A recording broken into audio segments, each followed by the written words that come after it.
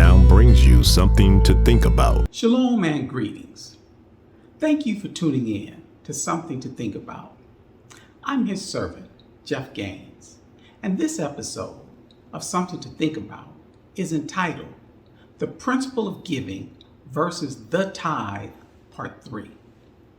We will continue with Part 3 of our message, but before we start Part 3 of this series, let's do a quick recap of what we covered in Part 2. We began moving from just knowing to understanding that Scripture shares only the children of Israel are commanded and required to pay the tithes, and that only the tribe of Levi, Aaron's descendants, are entitled to all of the offerings and the tithes given by the children of Israel. And Numbers chapter 18, verses 20 through 24, shared why the tribe of Levi and all of Aaron's descendants were given all of the tithes of the tribe of Israel. They were the only one of the 12 tribes and families Yahweh Elohim did not allot or give any land to. Because the tribe of Levi was to only work and serve in the tabernacle of the congregation, they were not to have any other form of occupation or receive any other sources than the tithes outside of serving in the tabernacle of the congregation. We went back to Genesis chapter 14, verses 17 through 24. And grew and moved from just knowing to understanding the 5 components of any tithes given unto Yahweh Elohim. 1, the receiver's role and responsibilities are to be a representative of Yahweh and to share his truths. 2, discerning Yahweh Elohim's true representative, his anointed and appointed priest, who is to receive his tithes. 3, that any tithes given unto Yahweh Elohim should be given without any coercion. 4, the mindset of anyone giving a tithe and offering to Yahweh Elohim. It should be because of their understanding of what Yahweh Elohim has, is, and will do in their life. And lastly, 5, tithing is supposed to be something that the giver is looking forward to doing. This is what tithing was to represent. This is where we left off. As we continue with Part 3, let us go to the Gospel of Matthew, chapter 6, verses 1 through 4, to allow Scripture to further emphasize these components. Matthew 6:1. Take heed that you do not your alms before men, to be seen of them. Otherwise you have no reward of your Father which is in heaven. Matthew 6:2. Therefore, when thou doest thine alms, do not sound a trumpet before thee, as the hypocrites do in the synagogues and in the streets, that they may have glory of men. Verily I say unto you, they have their reward. Matthew 6:3. But when thou doest alms, let not thy left hand know what thy right hand doeth. Matthew 6:4. That thine alms may be in secret, and thy Father which seeth in secret himself shall reward thee openly. Something to think about. The consistency of the word never ceases. We referenced earlier in Genesis chapter 14 that Melchizedek was the Messiah, the first and the last priest. Now, let's allow Scripture to interpret Scripture. We need to pay attention on how Melchizedek met up with Abram, with bread and wine. Let us read Genesis chapter 14, verse 18 through 20. Genesis 14:18. And Melchizedek king of Salem brought forth bread and wine, and he was the priest of the Most High Elohim. Genesis 14:19. And he blessed him, and said, Blessed be Abram of the Most High Elohim, possessor of heaven and earth. Genesis 14:20. And blessed be the Most High Elohim, which hath delivered thine enemies into thy hand. And he gave him tithes of all. It is not happenstance. The Messiah, Yeshua, met with the disciples for his last meal, partaking of bread and wine. He is our substance, which the bread represents, and our Redeemer, which the wine, being symbolic of his blood, represents. Remembering what we now understand, that only Yahweh Elohim's anointed and appointed priests are able to receive his tithes. We revealed in part 1 the origin of tithing being a requirement is in Leviticus chapter 27, verses 30 through 32. But starting with Numbers chapter 18, verses 8 through 19, it reveals who is to receive the tithes given by the children of Israel.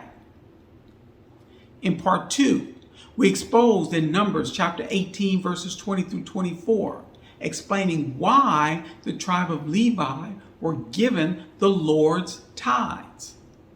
If you have not seen episodes part 1 and 2, you are encouraged to view them.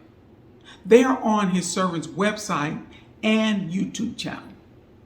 Both addresses will be shown at the end of this episode.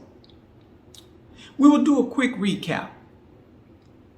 Leviticus chapter 27, verses 30 through 32 is the first time the tithe is mentioned in Scripture, and that it is holy unto the Lord. Numbers chapter 18, 8 through 24 shares that 10% of everything devoted in Israel, Yahweh Elohim gave unto the tribe of Levi by a statute forever. The reason was because Yahweh Elohim left 11 of the tribes with land. The tribe of Levi was the only tribe Yahweh Elohim did not leave any land. Remember, we said we would address later about the giving of land to 11 of the tribes. In addition, the tribe of Levi's only occupation was to work in the tabernacle of the congregation. In Numbers chapter 34, it gives the land each tribe of Israel was to inherit. The tribe of Levi is not allotted any land. Let us go to Numbers chapter 18, verses 25 through 26. Numbers 18:25. And Yahweh spake unto Moses, saying, Numbers 18:26.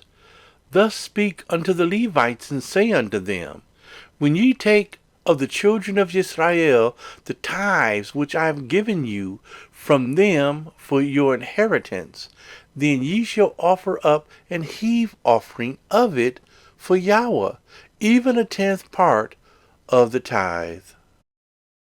Scripture makes it very clear and plain. The tribe of Levi were entitled to Yahweh Elohim's tithe. He actually calls the tithe their inheritance. They were to receive it from the other 11 tribes in order that they would receive a portion because they did not own any land. We've grown and moved from just knowing to understanding that the tribe of Levi were to dedicate their service to the tabernacle of the congregation. The scripture goes on to share that the tribe of Levi was also to offer unto Yahweh Elohim a tithe, just as the other 11 tribes. Now, let us consider what we just examined. It sounds just and fair that all of the tribes that received land inheritance would assist the one that did not. For the tribes that received land inheritance were able to support themselves. The tribe of Levi did not receive any land and were to dedicate their full service to the ministry of Yahweh Elohim's tabernacle of the congregation. So they were not able to support themselves. Let's look at this mathematically. Each of the 11 tribes that were given land by Yahweh Elohim were able to manifest 100% of their needs, in addition to all of the tithes and offerings. If each of these 11 tribes tithes 10%, that would be a total of 110%. As we just stated earlier, the tribe of Levi that did not receive a land inheritance were to receive Yahweh Elohim's tithe. This would mean that the tribe of Levi would receive 110% from the 11 tribes that received land from Yahweh Elohim. So, the tribe of Levi would have 100% of their needs met. And in addition, 10% that they would tithe unto Yahweh Elohim for the homeless and the widows. Let us not miss the math. That the tribe of Levi would get 110%. This is exactly equal to all of the 11 tribes that were able to manifest 100% of their needs and tithe 10%. This is important to not look over. It was never intended that the tribe of Levi was to have any more than the tribes that were tithing. The tithe that Yahweh Elohim set up was equitable for everyone and promoted equality. Where the confusion comes in today is when ministers have not just more, but exceedingly more than those tithing to support them. Remember, the tithes was the portion for Yahweh Elohim's priests that only received the tithes from the 11 tribes that Yahweh Elohim gave a land inheritance. Ministers today are allowed to and do support themselves personally through various other ways and means, in addition to what they take in from tithes. And despite this, are constantly laying guilt on the tithers that they should be giving even more than the tithes. They should also be giving an offering. This is in direct opposition of what the scripture shares with us in 2 Corinthians chapter 9, verse 7. Let's read. 2 Corinthians 9:7. Every man according as he purposed in his heart, so let him give, not grudgingly or of necessity, for Elohim loveth a cheerful giver. We addressed at the very beginning in part 1 that in Genesis chapter 14, it revealed what the receiver's role and responsibilities were. Those that received Yahweh Elohim's tithes were to be a representative of Yahweh and to share his truths.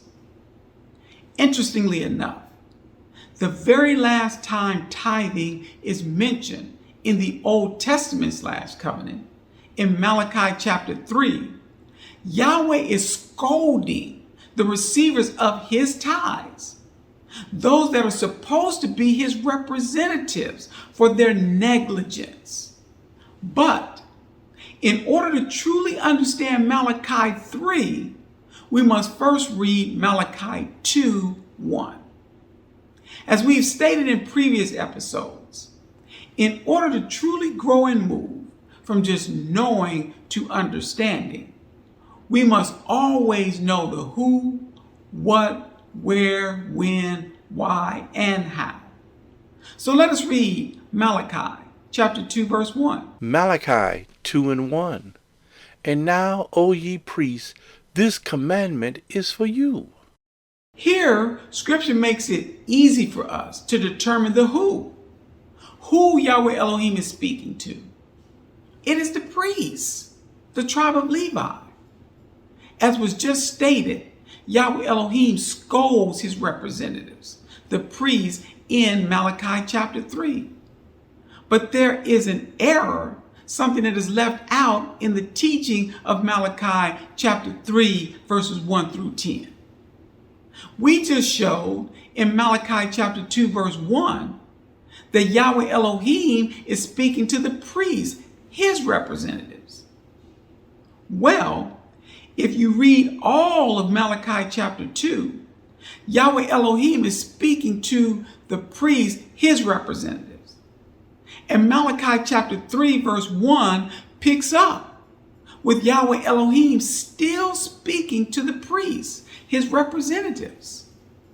Let us read. Malachi 3:1. Behold, I will send my messenger, and he shall prepare the way before me. And Yahweh whom you seek shall suddenly come to his temple, even the messenger of the covenant whom you delight in. Behold, he shall come, saith Yahweh of hosts.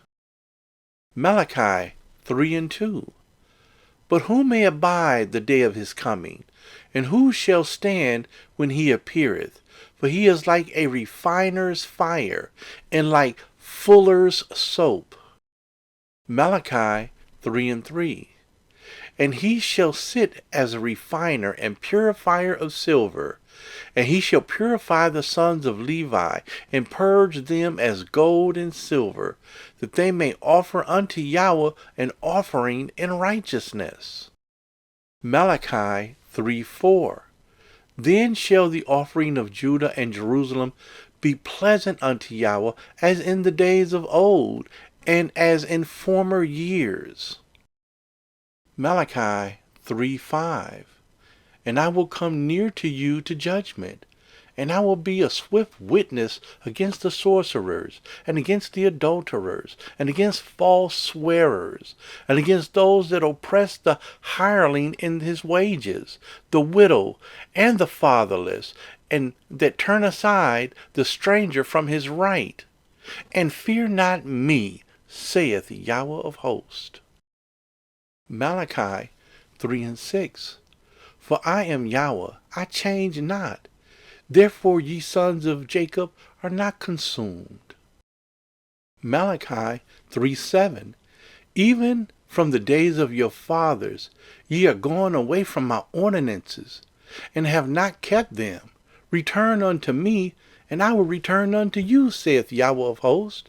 But ye say, wherein shall we return? Malachi 3:8. Will a man rob Elohim? Yet ye have robbed me. But ye say, wherein have we robbed thee? In tithes and offerings.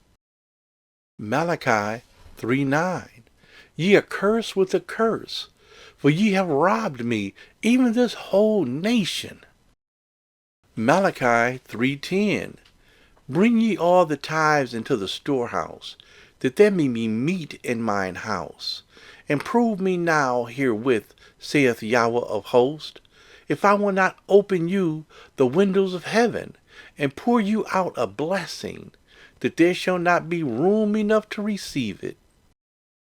Let us grow and move from just knowing to understanding. The word tithe or tithes is only mentioned 7 times in the New Testament / covenant, and always referring back to the law.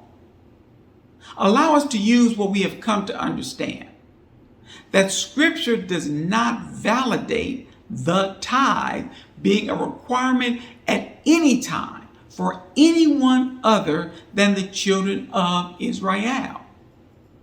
That from the origin, giving, offering tithes was to be a large and abundant amount related to what the giver has to give, spontaneously given, with a free will readiness of mind to give, and voluntary. The tithes was instituted into the law, so on its face it is not voluntary. Everyone under the jurisdiction of the law must adhere. Allow us to grow and move from just knowing to understanding the tithes had a specific purpose for a specific group, which Yahweh Elohim was providing for at a specific time. Let me be very clear. The scripture validates and endorses for every follower of Yeshua to give. But for every follower of Yeshua to give a tithe, 10% is a misnomer. It is inaccurate.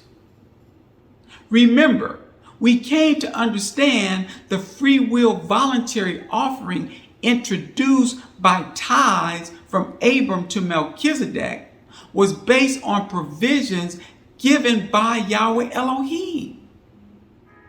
Abram gave based on the provision Yahweh Elohim provided him in defeating the 4 kings. What Abram gave just happened to be 10%. The tithes that the 11 tribes of Israel were to pay to the tribe of Levi was based on land provisions provided by Yahweh Elohim. Yahweh Elohim provided for the 11 tribes, so they were able and required to pay the tithes. Not understanding the tithes is a stumbling block for those that pay the tithe and those that do not. Those that pay the tithes and feel good about themselves could be paying grudgingly, or maybe should be paying more. And those that are not paying the tithes and feeling guilty should not be paying if they do not have means or could pay less than 10% and do it cheerfully and be pleasing to Yahweh Elohim. Those that could be paying more, therefore, could be robbing Yahweh Elohim. As believers and followers of Yeshua, it is of paramount importance that we truly understand what Yahweh Elohim expects from us. Once we have grown and moved to understanding Yahweh Elohim's word, we must be obedient to it. Let us go to 2 Timothy chapter 3, verse 16. 2 Timothy 3:16. All scripture is given by inspiration of Elohim, and is profitable for doctrine, for reproof, for correction, for instruction in righteousness. Obedience to Yahweh Elohim's word will bring about equality. Misunderstanding, which equates to non-obedience, has created inequality. Now let us go to 2 Timothy chapter 2, verse 15. 2 Timothy 2:15. Study to show thyself approved unto Elohim, a workman that needeth not to be ashamed, rightly dividing the word of truth. Sadly, the majority of people have not implemented the scriptures given to us in 2 Timothy 2:15 and 2 Timothy 3:16. What is apparent is that the masses of people have been and continue to be indoctrinated with erroneous tithing teaching. Somehow, the recipients of Yahweh Elohim's scolding in Malachi chapter 3, the priests, have been able to transfer it unto the people it was never intended for. Ironically, today, we are in no different situation than was Abram. Just as the king of Sodom came first unto Abram, we have the church that has already greeted us empty-handed, but wanting us to give to them our treasures in exchange for mythical rapture teaching and other fables that cannot be supported biblically. My prayer is that we today will allow Yahweh Elohim's word to assist us in discerning, as Abram was able to do, who we should be giving to. Today, ministers receive income from multiple sources, some that may not even be associated with Yahweh Elohim's ministry at all. Unlike the tribe of Levi, who only received the tithes and their total service was to Yahweh Elohim's ministry only. The vast majority of the people that attend churches do not own land, houses, cars, etc. So they may not be able to manifest 100% of their needs. This contrasts the 11 tribes who were given by Yahweh Elohim land that allowed them to be able to manifest 100% of their needs plus any additional tithes and offerings. Today, many ministers and their staff make more than those that are supporting them. This is dissimilar to equal distribution of wealth that the tithes produce. The tithes Yahweh Elohim established allowed the tribe of Levi only to be as well off as those that tithe. Armed with this understanding that we're able to share with others about tithing, allowing Scripture to interpret Scripture, I pray that we have been able to move from just growing to understanding tithing. Something to think about. If you are seeking a blessing, be a blessing. If this episode of Something to Think About has been a blessing, assist us with your time, talents, and finances in continuing to grow and move from just knowing to truly understanding the word of the Most High, Yahweh Elohim. Peace and blessings.